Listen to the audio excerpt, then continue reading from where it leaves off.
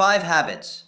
Every morning, before the factory opened, before the letters arrived, before any man on earth had a claim on my attention. 5 habits that I kept for most of my working life and abandoned once, for a period of about 2 years, and those 2 years produced some of the worst decisions of my career. I want to tell you what the habits are, but I also want to tell you what happened when I stopped doing them, because that story is more useful than the habits themselves. I am Henry Ford. I did not build the Ford Motor Company by being the most talented man in the room. I was not. I built it partly by designing my mornings in a way that made sure the first thinking I did every day was my own thinking, pointed in my own direction, before the world had any chance to fill my head with its version of what mattered. That sounds simple. It is not. The world starts early, and it is loud, and it has a great deal of practice at substituting its priorities for yours. 5 habits are how I held my ground. Listen to this every day. The second time you hear it, one of these habits will land differently than it did today. The first habit is the one most people overlook because it sounds too passive. Before getting out of bed, before speaking to anyone, I held one thought in my head and did not let anything replace it until I was ready to start the day. The thought was always a question, and the question was always the same. What is the most important thing I am working toward right now? And what is one action today that moves it forward? That is it. No journaling, no elaborate planning system. One question, held in the quiet of early morning, given the first minutes of the day before the noise arrived. You might think that sounds too simple to matter. I thought so too, once. Then I noticed what happened on the mornings when I skipped it, when I went straight from waking to moving, reacting to the first demand that presented itself. Those days almost never produced any real building. They produced activity, movement, a full day of things happening. But at the end of them, when I asked myself what had moved forward in the direction I had decided on, the answer was usually very little. That question is what keeps the direction alive. Without it, the morning fills with the directions other people have decided on. Their urgency becomes your urgency. Their fires become your fires. Your own flame, the one you lit yourself, the one built for your future, burns lower with each hour you spend on theirs, burns lower with each hour you spend on theirs. Hold the question first, before your feet hit the floor. What am I building, and what is one thing I do today that moves it? The second habit came from something Edison showed me, though he never called it a habit. He called it his thinking hour, and he protected it with a stubbornness that I respected enormously. Edison sat alone for a period of time each morning, sometimes an hour, sometimes 20 minutes, with nothing in front of him but his own thoughts. No correspondence, no visitors, no problems brought to him by others. Just the interior of his own mind, given space to work without interference. I saw what this produced. Edison's best ideas did not come during the work. They came during the thinking time. The work was where the ideas got tested and built out, but the origination happened in the quiet. He understood something that most busy men do not. The mind produces nothing of real value when it is processing other people's inputs. The generative thinking, the kind that finds new directions and solves problems that don't yet have solutions, only happens when the mind is left alone long enough to actually work. My version of Edison's quiet hour was 20 minutes after the first question, sitting in whatever quiet space the morning offered, not reading, not writing, not reviewing anything, sitting and thinking about the one most important problem in front of me. Just that, not the whole landscape of everything that needed doing. One problem, the most important one, given a full 20 minutes of undivided attention before any other input arrived. Most people believe they do not have time for this. They are wrong, and I say that without qualification. You have time for the things you protect time for. 20 minutes in the morning is available to every person reading or hearing this. What is not available is 20 minutes of actual quiet thinking, because that quiet requires defending against everything that wants to fill it. The defense is the practice, and the practice produces more useful output per minute than any other activity available in the first hour of the day. Edison once told me something that I have carried since. He said, "A man who does not think for himself in the morning will spend the rest of the day thinking for someone else." That was not a philosophical observation. It was a description of what he had watched happen to the men around him, and it was accurate. Listen to this again tomorrow morning. The habit that is hardest to start is the one that will change the most. The third habit is the one where I have to tell you the story I mentioned at the beginning, because this habit is the one I abandoned, and the abandonment cost me more than I want to admit. In the middle years of the company, there came a stretch of time when the business demands were so heavy and the days so full that I let the morning writing go. I had kept a practice since my 20s of writing every morning a short account of where the building stood, not a diary, not a reflection, a specific, practical record of what was done, what was working, what was not, and what the next most important action was. 3 or 4 sentences, sometimes more, sometimes exactly that. It took 10 minutes. I stopped doing it during the expansion years because the expansion demanded everything, and those 10 minutes felt unaffordable. I told myself I would return to it when things settled. Things did not settle for almost 2 years. And during those 2 years, without the written record of where I stood and where I was going, my thinking about the direction of the company drifted in ways I did not notice until the drift had produced real consequences. Decisions that contradicted earlier decisions I had forgotten I made. Commitments that pulled against each other because I no longer had the morning record that would have shown me the conflict. A gradual loosening of the direction that only became visible when I looked back at the period from a distance. Keeping this record is not about memory. Accountability is what it provides. A man who has not written down what he decided, and why is a man who can be argued out of his decisions by whoever argues loudest that day. A man who has written it down has something to return to. The record is a fixed point. Without fixed points, you drift.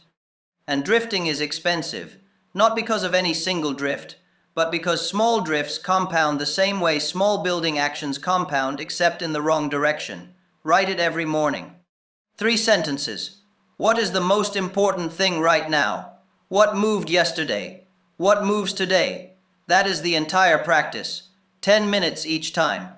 Never miss it. Fourth, and this one will sound the strangest, and yet when I describe what it actually is, most people recognize something they have experienced and never named. After the question, the thinking time, and the record, I spent a few minutes doing what I would call a deliberate review of what was already working. Not what was broken, not what needed fixing, not what had gone wrong. What was working? What had been decided that had proven right? What had been built that was doing what it was supposed to do? What evidence existed in the current state of the operation that the direction was sound? This sounds like self-congratulation, not self-congratulation, calibration. The mind that starts the day with a survey of its problems is a mind that has already decided the dominant fact of the day is problems. The mind that starts with a brief account of what is working has a different posture. This practice is not blind to the problems. They will arrive soon enough, and they always do. But it enters the day's problems from a position of grounded clarity rather than accumulated anxiety. A practical reason exists for this beyond the psychological one. The men I watched who were most consistent in their building over long periods of time were not the most optimistic. They were not the most fearless. They were the men who could look at where they stood and see it accurately, neither inflating the problems nor minimizing them, neither overstating the progress nor discounting it. That accuracy requires practice. The morning review of what is working is the practice that keeps the assessment honest in both directions. 5 minutes, not an hour of positive thinking, not affirmations. A specific, honest account of the evidence that the direction is producing results. What is this building actually doing today? If the answer includes genuine progress alongside the genuine problems, note both. If the progress is thin, note that too. The point is accuracy, not comfort. Fifth is the one I save for last because it is the one that ties the other 4 together, and without it, the other 4 are a set of practices that each produce value independently, but never compound. After the other 4 habits were done each morning, I made a decision. Not about what to do, the question and the record had already produced the most important action. A decision about who I was going to be that day. This sounds philosophical. I mean it practically. Every generation produces a certain kind of man who builds things that last. He is not the most skilled, not the most connected, not the luckiest. He is the man who, on the days when everything seems to be working against him, when the evidence is discouraging, and the problems are heavy, and the progress is invisible, keeps his behavior consistent with the man he decided to be. He does not collapse into the mood of the day. He does not let the tone of the current difficulty become the tone of his decisions. He built his decisions in the morning, when the mind was clear, and he keeps them for the rest of the day. My decision every morning was this: I am the man who is building this. Not the man who is trying to build it, not the man who hopes to build it if the conditions improve. The man who is building it, today, in these conditions, with what is available. That identity is not a feeling. This is a commitment made in the morning when the mind is steady, before the day has had any opportunity to suggest otherwise. Some mornings that commitment was easy to hold. The direction was clear, the progress was visible, the problems were manageable. Other mornings it was the hardest thing I did all day. I remember a winter in the early years of the company when the money was running out faster than the orders were coming in. And I sat in the morning quiet and made that decision with a specific awareness that I did not know for certain it would be true. I did not know the company would survive. What I knew was that the man who had any chance of getting through was the man who kept building, not the man who spent the day in the grip of the uncertainty. Identity first, then action. The action that follows from a decided identity is different in quality from the action that follows from a mood. One is chosen. The other is just a reaction to whatever the morning brought. Here is the practical exercise, and it takes all 5 habits and turns them into something you can start tomorrow. Before you go to sleep tonight, set your waking time 15 minutes earlier than usual. When you wake up, before getting out of bed, ask the question, what am I building right now? And what is one thing that moves it forward today? Then get up, find a quiet place, and spend 10 minutes writing the morning record. What is the most important thing I am working on? What moved yesterday? What moves today? Then spend 5 minutes reviewing what is already working. Then make the identity decision. I am the man or woman who is building this today in these conditions. Then give yourself 15 minutes of thinking time, one problem. No other inputs, just your own mind working on it. That is 40 to 45 minutes. Protected from everything else. The factory, the correspondence, the demands of other people, all of it waits. 45 minutes in the early morning, before the world gets its hands on your attention, is worth more than 3 hours of reactive work in the middle of the day. Not because it feels productive, because it sets the direction that everything else follows. Do this for 30 mornings, not 29, 30. The first week, it will feel strange. The second week, it will feel useful. By week 4, it will feel like the truest part of the day. One metaphor before I close. A ship leaving a harbor does not arrive at its destination because the captain is busy. It arrives because the heading was set correctly at the beginning, and the heading is maintained across every day of the journey. The morning habits are not the journey, they are the heading. Set the heading every morning before the sea gets rough, because once the sea is rough, you are too busy navigating to correct the direction. You correct it in the calm, at the start, before the day has had the chance to push you off course. Set the heading, every morning. Before anyone else in your life has started deciding where you should point, come back to this tomorrow before the day begins.